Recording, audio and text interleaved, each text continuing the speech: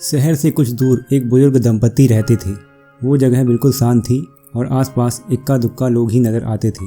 एक दिन भोर में उन्होंने देखा कि एक युवक हाथ में फावड़ा लिए अपनी साइकिल से कहीं जा रहा है।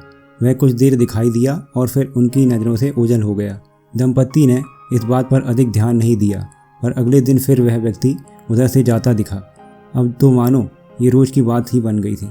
वह व्यक्ति रोज़ फावड़ा लिए उधर से गुजरता और थोड़ी देर में आंखों से ओझल हो जाता। दंपति इस सुनसान इलाके में इस तरह किसी के रोज़ आने जाने से कुछ परेशान हो गए और उन्होंने उसका पीछा करने का फैसला किया।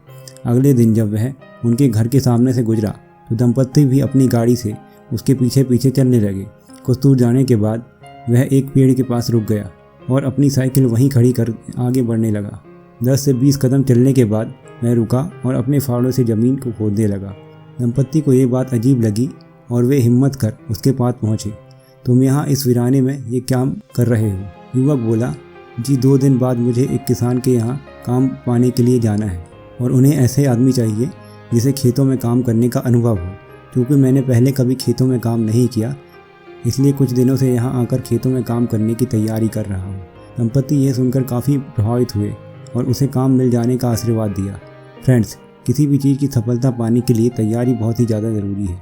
जिस तरह पूरी लगन के साथ उस युवक ने खुद को खेतों में काम करने के लिए तैयार किया, कुछ उसी तरह हमें भी अपने अपने क्षेत्रों में सफलता के लिए खुद को तैयार करते रहना चाहिए।